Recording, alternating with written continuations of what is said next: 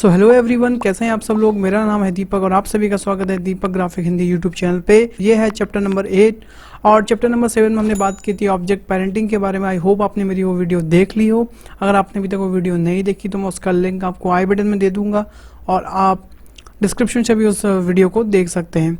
Okay, सो आज हम बात करने वाले हैं ब्लेंडर के स्नैपिंग के बारे में। एंड आज का वीडियो थोड़ा सा लंबा होगा और मेरी आपसे ये रिक्वेस्ट रहेगी कि आप इसको पूरा देखें, क्योंकि आज हम ब्लेंडर के स्नैपिंग ऑप्शंस के बारे में बात करने जा रहे हैं, जो कि थोड़ा बहुत लेंथी हो सकता है एंड पर बहुत यूज़फुल है। अगर आपने एक बार उसे सही से समझ लिया तो आपके लिए ब्लेंडर में मॉडलिंग करना और एनिमेशन करना बहुत ईजी हो जाएगा। इवन आप अगर कुछ भी काम करते हैं इसमें तो आपके लिए वो बहुत ज़्यादा ईजी हो जाएगा। एंड अगर आपको ये वीडियो हेल्पफुल लगता है तो प्लीज़ मेरे वीडियोस को लाइक कीजिएगा और मेरी वीडियोस को शेयर कीजिए एंड चैनल को सब्सक्राइब भी कीजिए एंड प्लीज़ कमेंट कीजिएगा। एंड जब भी आप लाइक करते हैं मेरी वीडियो को तो मुझे काफ़ी अच्छा एक कॉन्फिडेंस मिलता है, एक आत्मविश्वास मेरा बढ़ता है। तो आपके लिए आपसे बस यही गुजारिश है कि आप जब भी इस वीडियो में आएँ, जब भी आप इस वीडियो को देख रहे हैं, अगर आपको लगता है कि ये आपके लिए हेल्पफुल है तो एक बार उसे आप लाइक ज़रूर कर दीजिएगा। तो बिना आपका समय वेस्ट किए हुए चलिए अब हम वीडियो स्टार्ट करते हैं। तो आज हम ब्लेंडर के स्नैपिंग टूल के बारे में बात करने वाले हैं। तो स्नैपिंग टूल ब्लेंडर के हमें यहाँ पे मिलता है। ओके, एंड इसकी जो शॉर्टकट की होती है वो होती है शिफ्ट टैब। तो आप देख सकते हैं जैसे मैं शिफ्ट टैब प्रेस करूँगा तो ये इनेबल हो गया एंड शिफ्ट टैब से ये डिसेबल हो गया। देन जब भी आप ब्लेंडर के स्नैपिंग के ऑप्शन को खोलोगे तो ये सबसे पहले इंक्रीमेंट पे सेट रहता है। ओके, तो इंक्रीमेंट इसमें क्या है? इंक्रीमेंट मतलब ये ग्रिड की इंक्रीमेंट की यहाँ पे बात हो रही है। ग्रिड की इंक्रीमेंट मतलब मैं आपको समझाता हूँ। मैं टॉप व्यू में गया एंड यहाँ आप देख सकते हैं कि जो भी एक गैप है एक ग्रिड के बीच में, जो एक पर्टिकुलर गैप है, जो भी एक गैप आप देख रहे हैं ये उसी इंक्रीमेंट की यहाँ पे बात कर रहा है। ओके, सो पर्टिकुलर एक ग्रिड के बाद जो भी एक इंक्रीमेंट है, जो भी गैप है, जो भी एक बीच की दूरी है, उसके बारे में यहाँ पे बात हो रही है। तो आप अगर मैं इसको यहाँ पे स्नैप करूँगा तो उसके लिए मैं पहले जी प्रेस करूँगा। ओके, जी प्रेस के जिससे ही हम इसे मूव कर सकते हैं।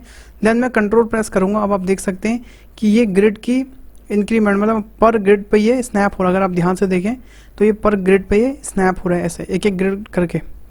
ओके, अगर मैं इसे जूम इन करूँगा तो आप देखिए वो ग्रिड सब डिवाइड होकर फिर एक बॉक्स बन गया। अगर मैं यहाँ से आपको स्नैप करके दिखाऊँ तो मैंने जी प्रेस किया एंड कंट्रोल से हमारी स्नैपिंग टूल इनेबल हो जाता है। तो अब देखिए अब मैंने इसे ये पर ग्रिड पे स्नैप हो रहा है। ओके, एंड आप देखिए अगर मैं इसे मूव करूंगा ऐसे करके, देखिए स्नैपिंग के साथ ये मूव हो रहा है। एंड अगर मैं कंट्रोल के साथ शिफ्ट भी प्रेस कर दूं तो आप देखिए अब इसकी स्पीड थोड़ा स्लो हो गई है। सो मतलब अब क्या हो गया है कि पहले जो हमारा स्नैप हो रहा था वो हो रहा था पर 1 मीटर के हिसाब से। ओके, पर अब जब मैंने इसे शिफ्ट के साथ किया तो ये अब 10 को डिवाइड करके 0.1 के रेशियो में ये अब स्नैप हो रहा है। ओके, तो कैसे मैं आपको दिखाता हूँ। तो जैसे मैंने अगर अभी इसको कंट्रोल के साथ स्नैप किया तो ये पर ग्रिड हो रहा है, आप देख सकते हैं। ओके, एंड अब मैं इसमें शिफ्ट के साथ करूँगा तो आप देखिए ये 0.1 एक पर ग्रिड की जो बीच वाली लाइन है ये उसके हिसाब से अब ये स्नैप हो रहा है। ओके, एंड ये बहुत ज़्यादा यूज़फुल होता है जब भी हमें कभी प्रिसाइसली मतलब कोई चीज़ को स्नैप करना होता है तो हम शिफ्ट के साथ से यूज़ करते हैं। ओके, अगर मैं इसे ज़रा सा स्केल करूँ तो आपको आई थिंक ज़्यादा अच्छे से समझ में आएगा। तो आप देख सकते हैं जब मैं कंट्रोल के साथ इसको स्नैप कर रहा हूँ तो ये पर मीटर के हिसाब से स्नैप हो रहा है, और जब मैं इसको शिफ्ट के साथ स्नैप कर रहा हूँ तो ये पर 0.1 ग्रिड के हिसाब से स्नैप हो रहा है, आप यहाँ देख सकते हैं। ओके, एंड ये जो स्नैपिंग है ये मूव में नहीं, ये रोटेशन एंड स्केल पे भी काम करती है। जैसे मान लो मैंने इसे स्केल किया, एस प्रेस किया, और जब मैं इसे स्केल करूँगा तो आप देखिए, और जैसे ही मैंने इसमें कंट्रोल प्रेस किया अब ये देखिए पर ग्रिड के हिसाब से स्केल हो रहा है, ये देखिए। ओके, अगर मैंने इसके साथ शिफ्ट प्रेस कर दिया तो अब ये सेम वही 0.1 रेशियो के हिसाब से इसके साथ स्नैपिंग होना स्टार्ट हो गया। ओके, एंड सेम चीज़ अगर मैं आपको दिखाऊं रोटेशन में तो मैंने आर प्रेस किया, उसके बाद मैंने कंट्रोल प्रेस किया तो अब देखिए अब ये पर 5 डिग्री पे ये रोटेशन हो रहा है। ओके, एंड अब अगर मैंने शिफ्ट प्रेस किया तो ये पर 1 डिग्री पे ये रोटेशन हो रहा है, ये देखिए। तो इस चीज़ का आप ध्यान रखिए कि स्नैपिंग करने के लिए आपको जब भी आपको स्नैप करना हो तो आप कंट्रोल प्रेस कीजिए, मूव के साथ, रोटेशन के साथ या फिर स्केल के साथ, तो आपकी स्नैपिंग होना शुरू हो जाएगी। ओके, एंड आपको मैं एक चीज़ और बता दूं, जब मैं इसे वायर फ्रेम में देखूंगा यहाँ पे आप देखिए। ओके, और मान लीजिए मैंने इसको इस ग्रिड के मिडिल में रख दिया कुछ यहाँ पे, ठीक है। और अब मैं अगर इसको स्नैपिंग करता हूँ देखिए, तो ये एग्जैक्टली ग्रिड पे स्नैपिंग नहीं कर रहा है, ये ग्रिड के मिडिल पे स्नैपिंग कर रहा है। ओके, एंड हमें चाहिए अगर ग्रिड पे स्नैपिंग करे तो उसके लिए हम क्या कर सकते हैं, तो उसके लिए मैं क्या करूँगा, मैं यहाँ पे जाऊँगा एंड यहाँ पे आप देख सकते हैं यहाँ पे एक ऑप्शन आता है एब्सोल्यूट ग्रिड स्नैप। तो जैसे ही मैं इस पर क्लिक करूँगा तो अब क्या होगा कि जो भी इसका नियरेस्टिक ग्रिड का जो कॉर्नर होगा, मतलब ये जो कॉर्नर्स की हम बात कर रहे हैं यहाँ पे, ठीक है, जो एग्जैक्टली जो ग्रिड का कॉर्नर है ये उस पर स्नैप होगा। जैसे मैंने जी किया और कंट्रोल किया, अब देखिए ये सिर्फ ग्रिड पे ही स्नैप हो रहा, ना कि ग्रिड के मिडिल पे। अब इसे कहीं भी देखिए अभी ग्रिड पे स्नैप हो रहा है। अगर मैं इसे यहाँ पर करूँ तो अब आप देख सकते हैं एग्जैक्टली ये सेंटर पॉइंट पे यहाँ पे स्नैप हुआ है अभी। ओके, तो एब्सोल्यूट ग्रिड जो होता है वो एग्जैक्टली ग्रिड पे ही स्नैप करता है, और यूजुअली जो हम स्नैप करते हैं वो जो हम नॉर्मल स्नैप करते हैं वो ग्रिड पे तो स्नैप होता है, पर ग्रिड पे नहीं, वो ग्रिड के मिडिल पे हमेशा स्नैप होता है। ओके, तो ये आपका क्लियर हो गया। ओके, देन अब हम बात करते हैं नेक्स्ट ऑप्शन की, वो है वर्टेक्स।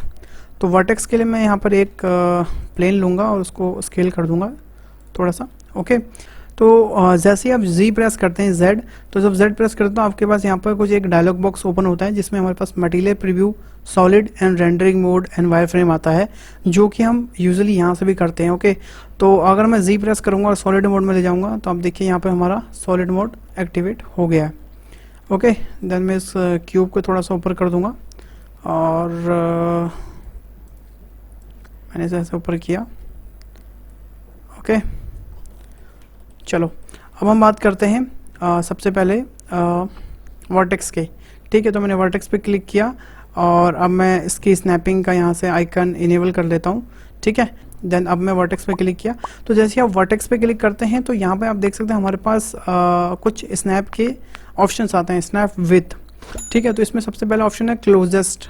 ओके, तो अब ये क्या काम करता है मैं आपको बताता हूँ। तो ये क्या काम करता है, जैसे ही आप जी प्रेस करेंगे, ठीक है, और इसके क्लोजेस्ट में जो भी वर्टेक्स होगा, मतलब जो भी वर्टेक्सेस होंगे, ये डायरेक्ट उसके साथ स्नैप हो जाएगा। कैसे मैं आपको दिखाता हूँ। मैंने जी प्रेस किया और उसके साथ जो भी क्लोजेस्ट वर्टेक्स था, ये देखिए ये इसके साथ स्नैप हो गया।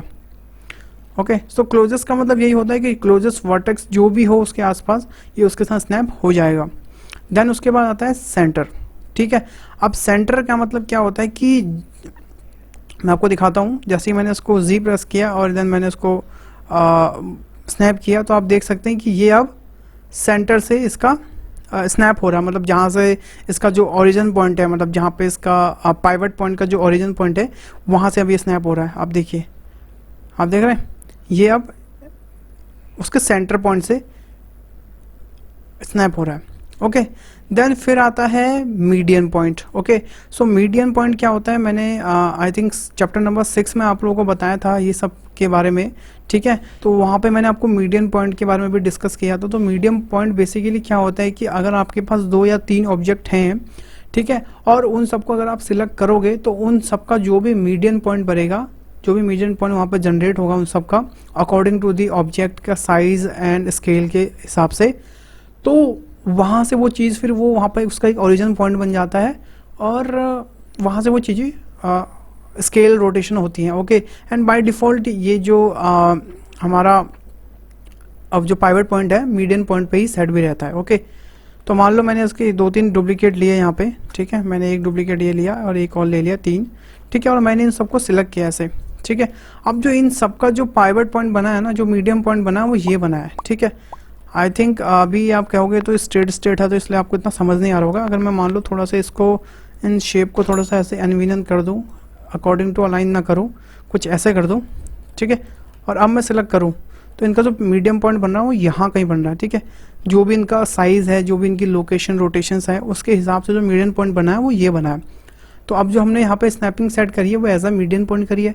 तो अब क्या करूँगा, जैसे ही मैं इसको मूव करूँगा तो अब देखिए ये इसके मीडियन पॉइंट से ही स्नैप होगा। ठीक है, यहाँ देखिए अब ये सिर्फ इसके मीडियन पॉइंट पे स्नैप होगा। अगर हम यहाँ कहीं इसको ले जाएं तो इससे नहीं स्नैप होगा, जहाँ पर इसका मीडियन पॉइंट है ये वहीं पे स्नैप होगा। तो मीडियन पॉइंट का मतलब ये होता है। ओके, देन हमारे पास लास्ट ऑप्शन रहता है एक्टिव।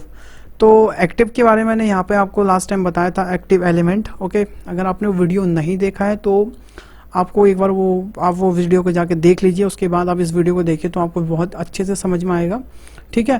पर उसमें मैंने थोड़ा डीपली समझाया है। तो अभी जैसे इसमें अभी हमने सेट किया as active element.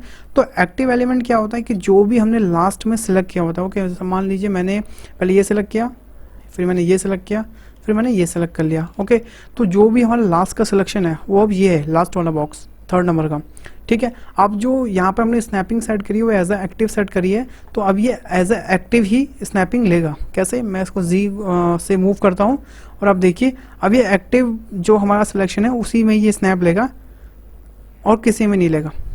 Okay, and same चीज़ हमारा पाइवट बॉन्ड पे भी होती है कि जब हम एक्टिव एलिमेंट पर क्लिक कर देते हैं तो जो भी हमारा लास्ट एक्टिव एलिमेंट रहता है वहीं से चीज़ें रोटेट होती हैं, रोटेट ऑन स्केल होती है, एंड ऑल सब कुछ वहीं से ही होता है, मतलब उसका फिर ओरिजिनल पॉइंट वो वहाँ पे सेट हो जाता है। ओके, तो आप ये चीज़ सब समझ गए कि क्लोजेस्ट मतलब जो भी उसके आसपास का क्लोजेस्ट होगा। जैसे मान लीजिए अगर मैंने इसको सब डिवाइड किया, इस क्यूब को ना, सॉरी, इस प्लेन को ऐसे मान लीजिए मैंने थोड़ा बहुत सब डिवाइड कर दिया कुछ ऐसे, एंड एडिट मोड से मैं बाहर आया और मैंने इन सबको सिलेक्ट किया या सिंगल ही सिलेक्ट कर लिया, एंड देन मैंने यहाँ पर जाके सेट किया एज अ क्लोजेस्ट, ठीक है।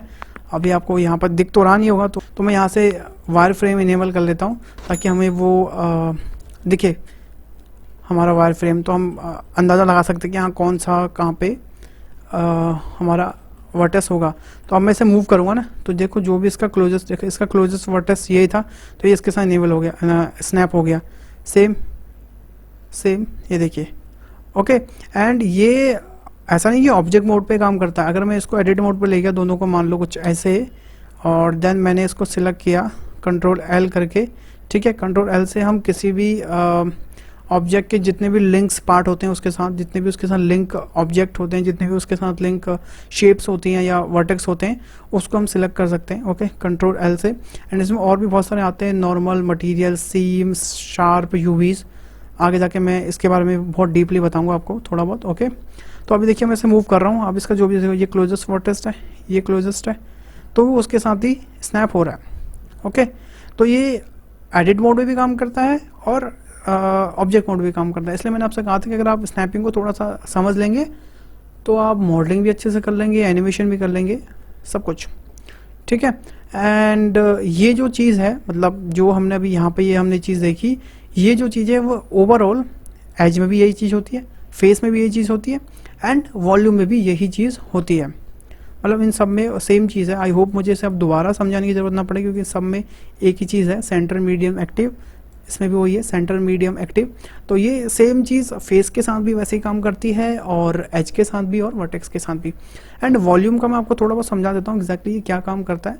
पर मैं आपको अगर थोड़ा ओरली बताऊँ तो वॉल्यूम का मतलब बेसिकली क्या होता है कि जो दो फेसेस होते हैं ना, फेस, उनके बीच का जो भी गैप होता है, ठीक है, जो भी वॉल्यूम होती है, ये वहाँ पे चीज़ों को स्नैप कर देता है। ओके, तो फॉर एग्जांपल जैसे मान लो कि मैंने अभी इसे डिलीट किया और इसे भी मैंने डिलीट कर दिया, एक क्यूब छोड़ा यहाँ पे, एंड मैंने एक क्यूब और ऐड किया, देन मैंने उसको हल्का सा स्केल करके, एंड देन मैंने उसे स्केल किया, देन एंड एक्स एक्सिस पे कुछ ऐसे।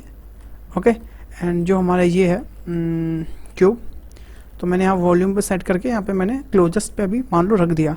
तो अभी क्या होगा कि इसका जो भी देखो क्लोजेस्ट होगा, जैसे वॉल्यूम देखिए, अब मैं इसे यहाँ पर छोड़ूंगा ना, तो अगर आपको मैं वायर फ्रेम में दिखाऊं तो आप देख सकते हैं कि इस फेस एंड इस फेस का जो भी वॉल्यूम बना, ठीक है, जो भी वॉल्यूम बना, अगर मैं आपको टॉप व्यू से इसका स्नैपिंग दिखाऊं, ये देखिए इन दोनों फेसों का जो भी वॉल्यूम बना, मतलब जो भी इन दोनों के बीच का वॉल्यूम बना, उसने वहाँ पे से स्नैप कर दिया।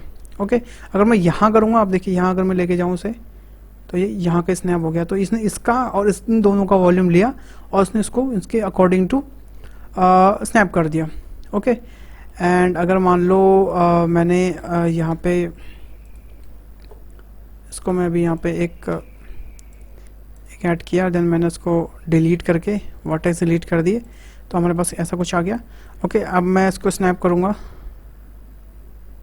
तो अब ये देख सकते हैं कि ये इसने इन दोनों के हिसाब से जो भी उसकी वॉल्यूम बन रही थी उसने उसे स्नैप कर दिया।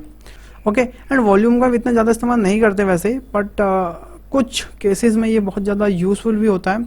एंड वो कौन से केसेस हैं, जब हमारा थोड़ा हमारे सामने वो सीन क्रिएट होगा ना, तो मैं आपको थोड़ा बहुत बताऊंगा। अभी मैं आपको सिर्फ एक ओरली बता रहा हूँ कि वॉल्यूम का मतलब यही है कि दो फेसेस के बीच में जो भी उसका वॉल्यूम बनता है ना, जो भी स्पेस बनता है, उसके अकॉर्डिंग वो चीज़ स्नैप हो जाती है। ओके अभी आप बेसिक इतना समझिए इसको। एंड इसके अंदर एक और ऑप्शन आता है, वो होता है स्नैप पील ऑब्जेक्ट।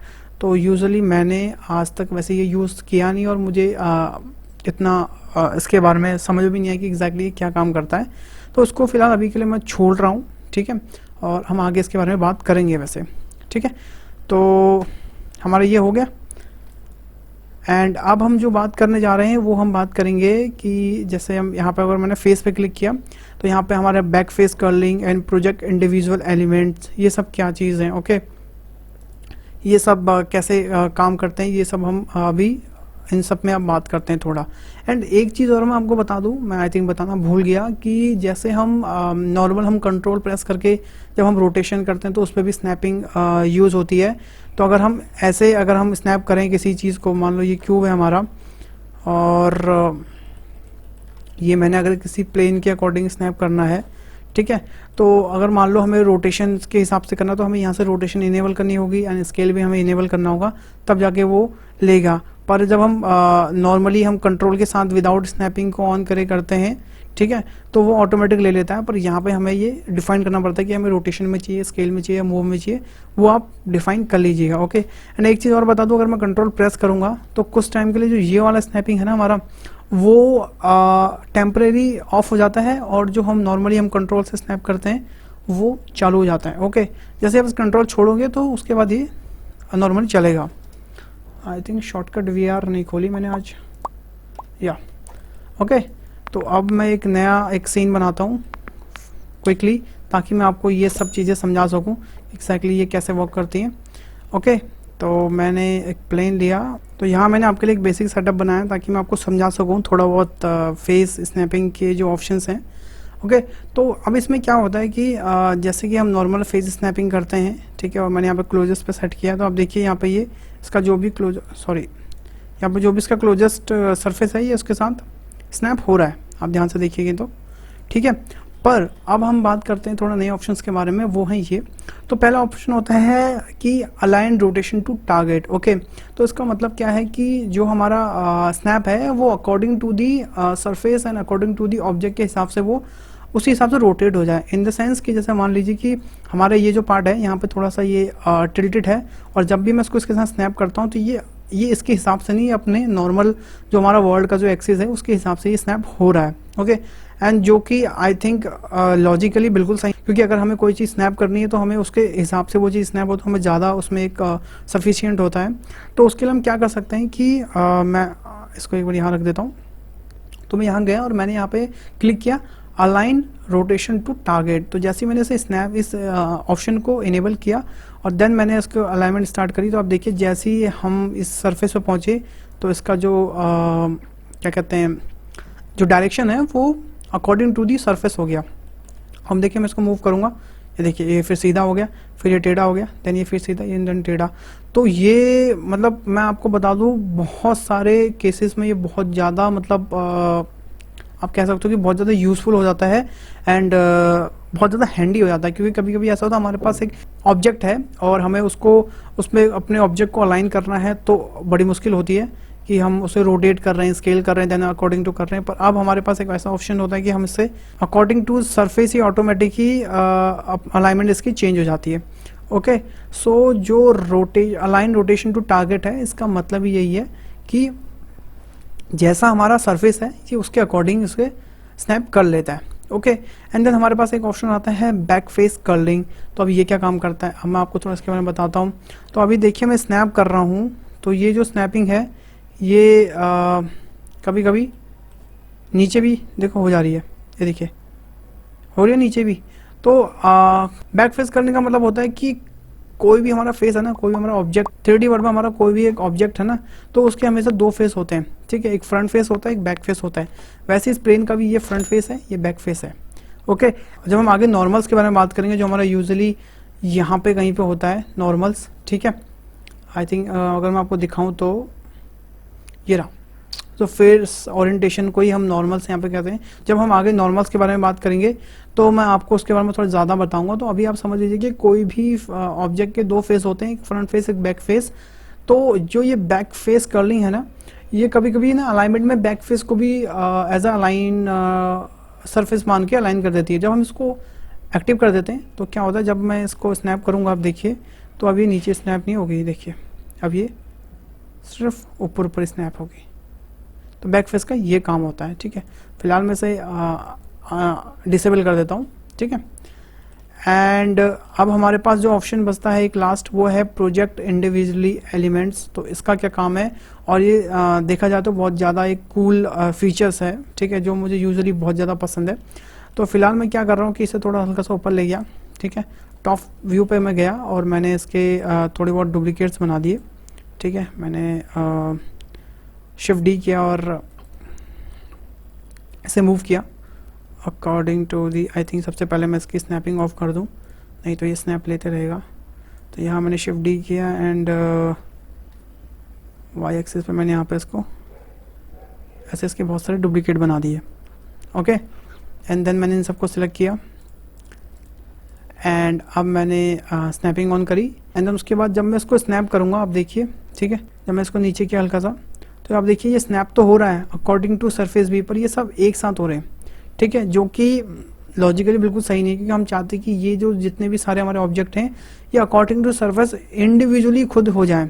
तो उसके लिए हमारे पास ये ऑप्शन होता है यहाँ पे कि प्रोजेक्ट इंडिविजुअली एलिमेंट्स। तो जैसे ही मैं इस पर क्लिक करूँगा, ठीक है, और अब मैं इसको टॉप व्यू पे ले गया और जैसे ही मैंने इसको जी प्रेस किया और जैसे ही मैं छोड़ूंगा इसे, अब आप देखिए ये जो ऑब्जेक्ट हैं ये according to the surface automatically aligned हो गए, ठीक है। मैं आपको एक बार दोबारा दिखा देता हूँ। मैं गया टॉप व्यू पे, मैंने जी प्रेस किया, अब आप देखिए ये अकॉर्डिंग टू दी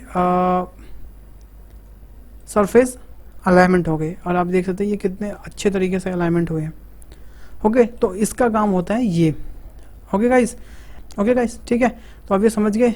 देन अभी मैं इसको इन सबको डिलीट कर देता हूँ, एक्स्ट्रा जितने भी ऑब्जेक्ट हैं, ओके। तो अब हम बात करेंगे एज सेंटर के बारे में। तो एज सेंटर क्या होता है मैं आपको बताता हूँ। मैं टॉप व्यू पे गया और मैंने एज सेंटर इनेबल किया, ठीक है। और जैसे ही मैं जी प्रेस करूँगा तो ये क्या होता है कि जो एज का जो सेंटर होता है ना, किसी भी एज का सेंटर, ये सिर्फ उसके साथ अलाइनमेंट होगा। ये देखिए कोई भी एज हो, मैं अगर आपको थोड़ा सा ऐसा करके दिखा दूँ तो इस एज का जो भी सेंटर होगा, देखिए ये इसका सेंटर है, ये इसका सेंटर है, तो ये हमेशा एज के सेंटर पे ही अलाइंड होगा, ओके। एंड नेक्स्ट ऑप्शन है edge perpendicular. So edge perpendicular में क्या होता है, ये एग्जैक्टली किसी एक परपेंडिकुलर पे काम करता है और जब उसको हम उसके साथ लाइन कर देते हैं तो उसके बाद एक स्नैपिंग की लाइन आती है, ओके। एंड फिर वो उसमें दिखाता है वो कितने परपेंडिकुलर पे उसके साथ अलाइन हुआ है और कितना उसके परपेंडिकुलर के साथ वो स्नैप हुआ है, ओके। एंड आई होप अभी ये इस टाइम काम पता नहीं क्यों नहीं कर रहा इसमें, आई होप इसे काम करना चाहिए था पर I don't know what happen exactly, okay. May be हम थोड़े से, हाँ, तो आप देखिए, ये देखिए तो परपेंडिकुलर में क्या होता है कि बेसिकली ये किसी भी एज पे जब भी स्नैप होता है तो वो एक उसकी एक लाइन, उसके साथ एक मार्जिन लाइन लेके चलता है कि हाँ वो कितने परपेंडिकुलर पे उसके साथ स्नैप हुआ है, ठीक है। जैसे मान लीजिए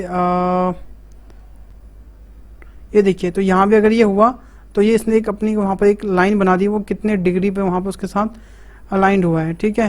एंड वैसे ही अगर हम कहीं भी इसको अलाइन करेंगे, कहीं से भी इसे अलाइन करेंगे तो ये उसके हिसाब से वहाँ पे एक अपना एक परपेंडिकुलर एक अपना एक एंगल बना देगा। और अगर आप ऊपर यहाँ लेफ्ट हैंड पे देखें तो आपको वहाँ पे वो दिखेगा भी वो कितने मीटर पे उसके साथ अलाइंड हुआ एंड स्नैप हुआ है, ओके। तो ये काम करता है एज परपेंडिकुलर, ओके। सो हमने सारे स्नैपिंग टूल के बारे में यहाँ पे बात कर ली, इंक्रीमेंट भी बात कर ली, वर्टेक्स के बारे में बात कर ली, edge, face, volume, as it is सब के बारे में यहाँ पे बात कर ली। अब हम बात करने वाले हैं कुछ एक्स्ट्रा जो स्नैपिंग ऑप्शन होते हैं ब्लेंडर में, वो क्या है। तो उसके लिए मैं एक कोन ऐड करता हूँ।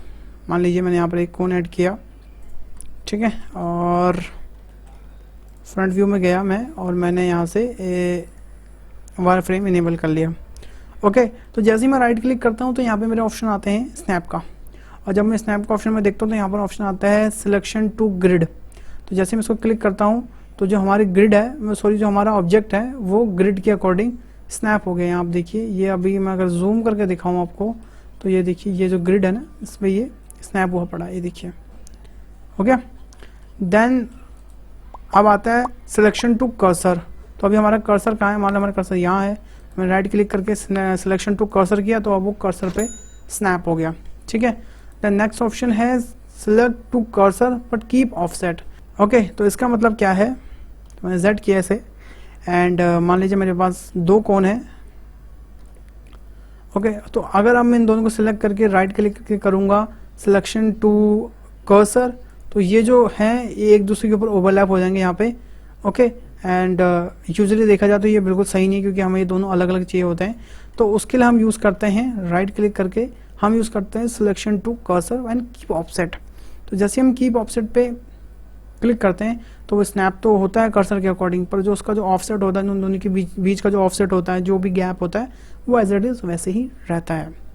ओके, अब मैंने इसे डिलीट किया एक को। देन नेक्स्ट ऑप्शन है वो है सिलेक्शन टू एक्टिव। ओके, तो इसके लिए मैं फिर से सेट करता हूँ। तो अभी मान लीजिए मैंने ये सिलेक्ट किया, देन उसके बाद मैंने ये सिलेक्ट किया, इन दोनों को भी मैं कॉपी कर लेता हूँ एक बार और, ये ठीक है। मैंने ये सिलेक्ट किया, ये सिलेक्ट किया, ये सिलेक्ट किया, देन ये सिलेक्ट किया। फिर मैंने लास्ट में जो मैंने लास्ट में क्लिक किया है मैंने उस पर राइट क्लिक किया, ठीक है, और मैंने यहाँ पे क्लिक किया सिलेक्शन टू एक्टिव।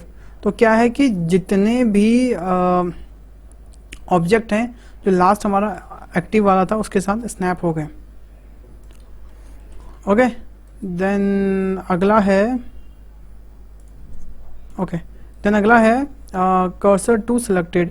तो हमें जो भी हमारा सिलेक्टेड होगा, जैसे मान लो मैंने ये सब सिलेक्ट करे एंड मैंने ये सिलेक्ट किया और राइट क्लिक करके मैंने किया स्नैप कर्सर टू सिलेक्टेड। तो अब क्या है कि जो कर्सर है वो जितने भी सिलेक्टेड थे, ठीक है, उनका जो भी मिडिल पॉइंट था वो उसके वहाँ पे सिलेक्ट हो गया, मतलब जहाँ पे उसका ओरिजिनल पॉइंट है वहाँ पर वो आ गया। एंड इसको अगर मैं दूसरे हिसाब से समझाऊँ तो मान लो ये मैंने सिलेक्ट किया है और मैंने राइट क्लिक किया, मैंने snap to cursor to selected किया तो हमारा जो सिलेक्टेड ऑब्जेक्ट है वो उसके साथ आ गया कर्सर। ओके, देन नेक्स्ट है वो है सिलेक्ट, फिर है कर्सर टू वर्ड ओरिजिन। तो ये कर्सर जो है यहाँ से जंप होकर यहाँ वर्ड ओरिजिन पर आ जाएगा, देखिए कर्सर टू वर्ड ओरिजिन, ये देखिए यहाँ पे आ गया। देन नेक्स्ट है कर्सर टू ग्रिड। तो अब जैसे ये जो मैंने इस पर क्लिक करूँगा तो ये ग्रिड पे आ जाएगा, ऑलरेडी ये ग्रिड पे था क्योंकि ओरिजिन, वर्ड ओरिजिन और ग्रिड ऑलमोस्ट दोनों सेम होते हैं, ठीक है। देन लास्ट है कर्सर टू एक्टिव, जैसे कि मैंने आपको बताया था, ये मैंने जैसे ये सिलेक्ट किया, ये सिलेक्ट किया, ये सिलेक्ट किया और ये सिलेक्ट किया तो लास्ट में जो भी एक्टिव है वो उसके साथ ये स्नैप हो जाएगा, ये देखिए। ओके, और ये जो सारे कर्सर के ऑप्शन है आप शिफ्ट एस करके भी ला सकते हैं, ये सेम ऑप्शन वही है जो मैंने अभी आपको समझाया सारा। शिफ्ट एस से ये सारे शॉर्टकट यहाँ पर आ जाती हैं, cursor to selected, cursor to active, cursor to grid, selection to active, सारे ऑप्शन यहाँ से भी आप ला सकते हो। ओके गाइस, तो आज का मैं स्नैपिंग का चैप्टर यहीं पे ख़त्म करता हूँ और आई होप आपको इसमें ओवरऑल सब कुछ समझ में आ गया हो। एंड अगर आपको ये वीडियो अच्छी लगी, अगर आपको इससे कुछ नॉलेज मिली है तो प्लीज़ इस वीडियो को लाइक करिएगा एंड मेरी वीडियोस को शेयर कीजिए एंड मेरे चैनल को सब्सक्राइब कीजिएगा ताकि ज़्यादा से ज़्यादा लोग जुड़ें और ज़्यादा से ज़्यादा लोगों की हेल्प हो सके। एंड आपकी जो भी समस्याएं हैं, जो भी क्वेरीज हैं वो कमेंट बॉक्स में लिखें, मैं जितना मुझसे हो सकता है मैं आपके लिए समस्या का समाधान निकालने में कोशिश करूँगा। एंड तब तक के लिए अपना ध्यान रखिए एंड मिलते हैं नेक्स्ट चैप्टर में। एंड तब तक अपना ध्यान रखिए and bye bye, take care and stay home.